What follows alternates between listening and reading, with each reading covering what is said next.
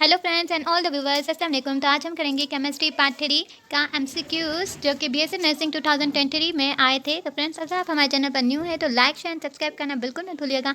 Start करते हैं अपने लेक्चर को। फ्रेंड्स, हमारा नेक्स्ट एमसीक्यूज है spherically symmetrical orbital will become the outermost orbital when two electrons are remove from.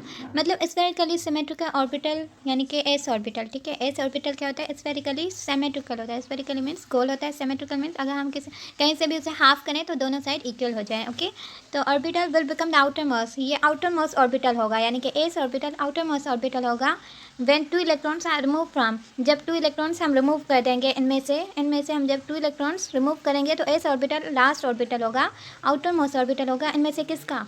तो हमें इसकी पहले इलेक्ट्रॉनिक कॉन्फ़िगरेशन निकालनी है और फिर उनमें से हमें टू इलेक्ट्रॉन्स रिमूव करने, फिर देखेंगे कि एस ऑर्बिटल में कौन से वाले में, एटम में या आयन में।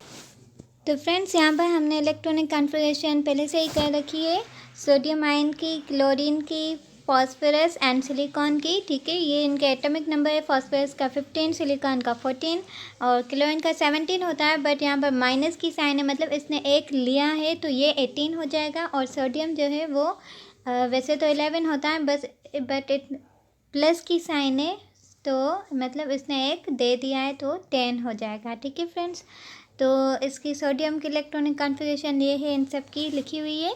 तो जब हम इसमें सोडियम की इलेक्ट्रॉनिक कॉन्फ़िगरेशन में से 2 इलेक्ट्रॉन रिमूव करेंगे 2p6 में से, तो 2p4 बचेगा। फ्रेंड्स, 2p4 बचेगा, मतलब p ऑर्बिटल में ही है अभी भी, तो हमें s ऑर्बिटल में चाहिए, तो ये हमारा करेक्ट नहीं है। जब हम 3p5 से 2 इलेक्ट्रॉन रिमूव करेंगे तो 3p3 बचेंगे, तो ये भी 3 ऑर्बिटल में है, तो ये भी हमारा करेक्ट ऑप्शन नहीं हुआ।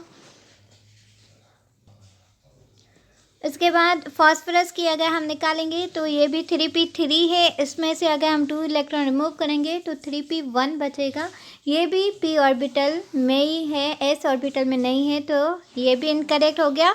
अब जो हमारा लास्ट वाला है सिलिकॉन, फ्रेंड्स, इसमें से ये 3p2 है, जब इसमें से हम 2 इलेक्ट्रॉन रिमूव करेंगे तो हमारा क्या बचेगा? 3s2, मतलब अब s ऑर्बिटल में आ रहे हैं।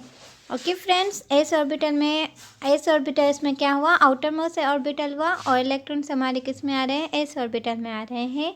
ये 3p2 जो है ये रिमूव हो जाएगा, तो हमारा करेक्ट ऑप्शन क्या हुआ? सिलिकॉन। ठीक है ऑप्शन, और ठीक है फ्रेंड्स, उम्मीद है आपको समझ में आया होगा। तो फ्रेंड्स, नेक्स्ट एमसीक्यूज है हमारा species having the highest number of unpaired electron. में से कौन सी स्पेशी है जिसके पास highest number of unpaired electron है? जब हम इन सब की इलेक्ट्रॉनिक कॉन्फ़िगरेशन निकालेंगे तो हमें पता चलेगा फ्रेंड्स कि क्लोरीन के पास 1 अनपेयर्ड इलेक्ट्रॉन है, फॉस्फोरस के पास 3, कार्बन के पास 4 और बोरॉन के पास भी 3 है। तो friends, highest number of unpaired electron किसके पास है? कार्बन के पास, तो सी नंबर हमारा करेक्ट ऑप्शन हुआ। ओके फ्रेंड्स, अनपेयर्ड इलेक्ट्रॉन्स वो होते हैं जो कि पेयर्ड ना हो, लोन पेयर्स हों। जैसे हम अगर यहाँ पर कार्बन के निकालते हैं, जैसे मैं अगर यहाँ पर कार्बन के अनपेयर्ड इलेक्ट्रॉन्स इलेक्ट्रॉनिक कॉन्फ़िगरेशन करके आपको दिखाती हूँ कैसे फाइंड करते हैं अनपेयर्ड इलेक्ट्रॉन्स। कार्बन का एटॉमिक नंबर 6 है फ्रेंड्स, तो यहाँ पर कैसे हम करेंगे? 1s2 2s2, ठीक है, और 2p, एक p को हम खोल कर लिखते हैं 2px 2py और 2pz।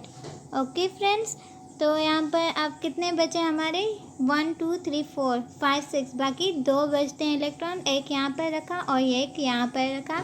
ठीक है फ्रेंड्स, और हमारा z के पास एक भी इलेक्ट्रॉन नहीं है 2pz के पास, तो ये जो हमारा s वाला है ना, उसके पास 2 इलेक्ट्रॉन से, तो ये अपना क्या करेगा? एक इलेक्ट्रॉन जंप करवा देगा 2pz में। ओके फ्रेंड्स, तो इसके पास भी एक इलेक्ट्रॉन बचेगा और z के पास भी एक इलेक्ट्रॉन आ जाएगा, तो हम यहाँ पर ही इसे 1 1 कर देते हैं।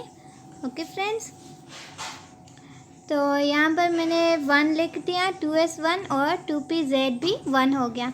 तो फ्रेंड्स, ये देखो इसमें 2 इलेक्ट्रॉन है यानी कि इसका पेयर कंप्लीट है, बट इसमें 1 है, इसमें भी 1 है, 2px में 1 है, 2py में 1 है और 2pz में भी 1 है, तो ये 1 1 1 4 हो गए। और ये चारों ही क्या है? अनपेयर्ड है यानी कि लोन पेयर्स हैं, जबकि ये 1s2 जो है ना, इसका 2 है यानी कि इसका पेयर कंप्लीट है, तो इसे हम बॉन्ड पेयर कहेंगे।